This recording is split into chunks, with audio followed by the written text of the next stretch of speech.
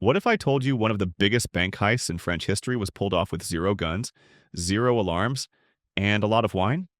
In the summer of 1976, master thief Albert Spaghiari had a vision: break into the vault of Société Générale in Nice. From underground, not through the front door, not during business hours, but by digging through the literal sewage system.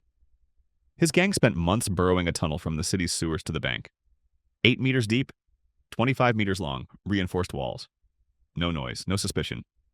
They timed every step to avoid police patrols. Finally, on Bastille Day weekend, when the bank would be closed, they broke in. But instead of panicking or rushing, they camped out. Seriously, they brought wine, cheese, and a portable stove. Spaghiari allegedly told the crew, no weapons, no violence, and no hate. Over the next 48 hours, they cracked open over 370 safety deposit boxes, looting cash, gold, jewelry, and documents. Some of the stuff they stole, no one ever even reported out of fear it might expose undeclared assets or criminal connections. By Monday morning, they were gone. The only clue was a small message on the vault wall that read, sans armes ni haine, ni violence, meaning without weapons, nor hatred, nor violence. Police were baffled. No alarms were tripped, no fingerprints, no forced entry. It looked like magic. Spaghiari was eventually arrested months later after someone tipped off authorities. But during a court appearance in 1977, he pulled off one more trick. He jumped out of the judge's office window, landed in a waiting motorcycle, and vanished into thin air. He was never recaptured. The loot was estimated at $11 million back then, worth around $60 million today. Most of it, gone. Just like Spaghiari. The Northern Bank Robbery. Two men posing as police officers knocked on the door of a Northern Bank manager in Belfast just before Christmas, 2004. They said there had been a security concern. Before anyone could react, the fake officers pulled guns, tied up the manager, and took his family hostage. At the same time, a second team hit the home of another bank executive. Same tactic. Same result. Both men were told the same thing. Go to work tomorrow like nothing happened. Follow our instructions, or your family dies. So they did. On December 20th, the two managers reported for duty at the Northern Bank headquarters. Business as usual, except they were secretly working under duress. After the bank closed, the real operation began. One manager was ordered to quietly move large sums of cash into bags. No alarms were triggered, no police alerted. The staff had no clue what was happening. The robbers arrived at the loading bay dressed in official uniforms and calmly took the money. They didn't just take a little, they took £26.5 million, mostly in Northern Irish banknotes. That's the equivalent of $50 million, making it the largest cash robbery in UK history. The operation was so slick, so coordinated, that investigators suspected only one organization had the resources to pull it off: the IRA. But even with intense scrutiny, only one person was ever charged, and it wasn't for the robbery itself. It was for attempting to launder a portion of the stolen cash. The bulk of the money was never recovered. The robbers were never officially identified. And the staff who were forced to help? They were later removed from their jobs. Not because they were guilty, but because the bank didn't want any chance of insider compromise in the future. To this day, the case remains one of the most chilling examples of psychological manipulation used in a heist. The British Bank of the Middle East heist, Beirut, 1976. The Lebanese Civil War is in full swing. Gunfire in the streets, buildings in ruins, entire blocks abandoned, and right in the middle of the chaos sits the British Bank of the Middle East, loaded with cash, gold, diamonds, and more. With the government collapsing and the city under siege, one group saw the perfect opportunity. A Palestinian militant faction, allegedly working with a crew of professional safecrackers. They rolled up to the bank like it was a military op. They weren't subtle. They blew a hole through the wall using explosives stolen from a nearby construction site. Over the next 2 days, they ransacked the place uninterrupted. No police, no military, no security response. The city was too far gone for anyone to stop them. They drilled open vaults, they cracked safes, they stripped the bank of cash, gold bars, stocks, jewelry, documents, anything with value. They even looted the safety deposit boxes. Some rumors say certain boxes held dirty secrets, bribes, offshore contracts, maybe even blackmail material. The total take? Nobody knows exactly. Some say $20 million. Others say it was more than $50 million. But the wildest part is that none of it was ever recovered. No one was arrested. The gold? Gone. The cash? Disappeared. The bank? Left hollow, like a shell. It wasn't just a heist. It was a robbery wrapped inside a civil war. A perfect crime swallowed by chaos. And for the robbers, the war gave them cover and an exit. The Bank of America robbery. In most heist stories, there's a plan so complex it feels like something out of a Hollywood script. But not this one. This was an inside job so simple, so low-tech. It stunned the FBI, and it all started with a woman who had the keys. In March 1997, Rosemary Garcia, an assistant vault manager at a Bank of America cash handling facility in Los Angeles, was working late.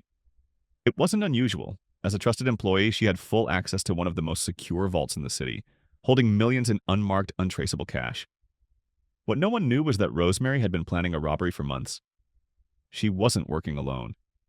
Her partner in the heist was Armando Garcia, a Cuban national she'd fallen in love with. He had a shady past and grand ambitions, and together they planned to disappear forever. On March 24th, after hours, Rosemary used her clearance to open the main vault doors. There were no alarms triggered, no forced entry, no ski masks, just her, a quiet warehouse, and $18.9 million in cash. She loaded the money into duffel bags and boxes. Armando met her at the facility, and the two calmly wheeled the fortune out of the bank, using carts. They drove off into the night like it was a regular delivery. No getaway chase, no gunfire, just gone. The next morning, Bank of America employees opened the vault and found it nearly empty. The FBI launched a full-scale investigation, but they had almost nothing to go on. There were no signs of a break-in, and surveillance footage showed only authorized personnel, namely Rosemary. But by then, she and Armando had already crossed the border into Mexico. For months, the couple lived lavishly. Armando began spending recklessly, flaunting the money in public. He bought a brand new Cadillac Escalade, chartered a private jet, and posed as a movie producer. He even stuffed stacks of bills into his girlfriend's refrigerator for safekeeping. It didn't take long before the story unraveled. A tip led the FBI to a luxury neighborhood in Guadalajara where Armando was arrested in his villa. Rosemary was eventually found and detained in Texas, trying to quietly reintegrate into life under a new identity. Most of the money, around $16 million, was recovered, but roughly $2 to $3 million remains unaccounted for. The Brink's mat robbery. It started as a simple inside job to steal a few million in cash, but when the robbers opened the vault, they found gold, literally tons of it. On the morning of November 26, 1983, 6 armed men stormed the Brink's mat warehouse near Heathrow Airport in London. Their way in was through a security guard who was in on it. He handed over keys, gave them access codes, and let them straight into the vault. The gang expected to steal around £3 million in cash, but what they discovered was beyond anything they had planned for. Inside the vault sat 6,800 gold bars, along with stacks of diamonds and uncut gems. £26 million worth at the time, over $130 million in today's money.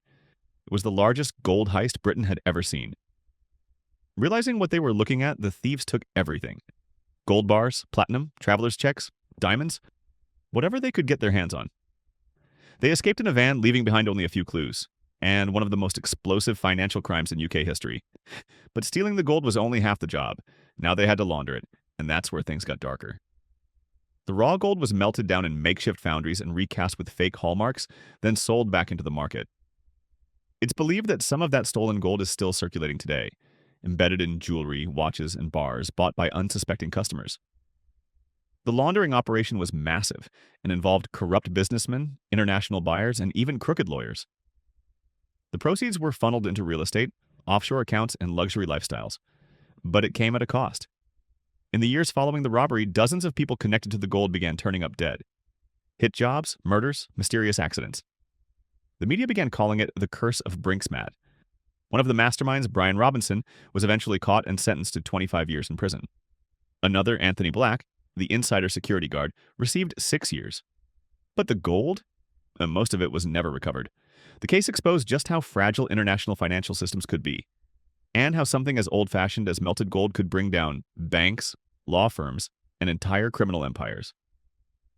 The Antwerp Diamond Center heist. The Antwerp Diamond District is one of the most heavily guarded places on Earth.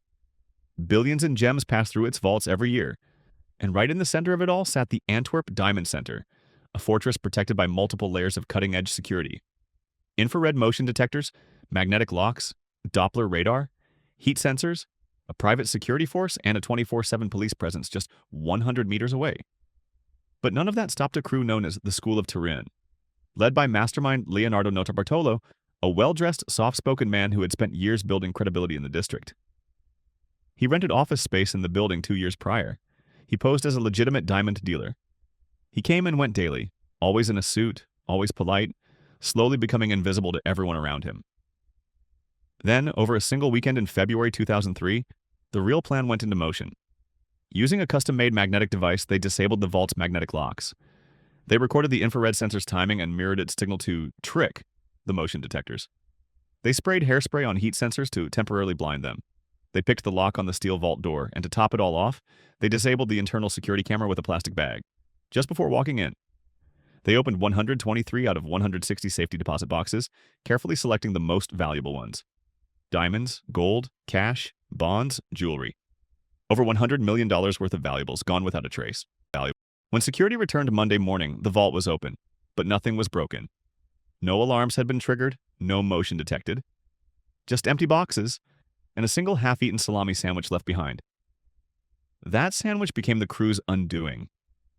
Police recovered DNA from it, which eventually led them to Leonardo Notarbartolo. He was arrested and sentenced to 10 years in prison. But here's the twist. Most of the diamonds were never recovered.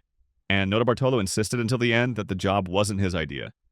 He claimed he was hired by a shadowy figure inside the diamond trade, someone with access, knowledge, and a motive to destroy evidence of illegal dealings hidden in those vaults. Whether that's true or not, we'll never know.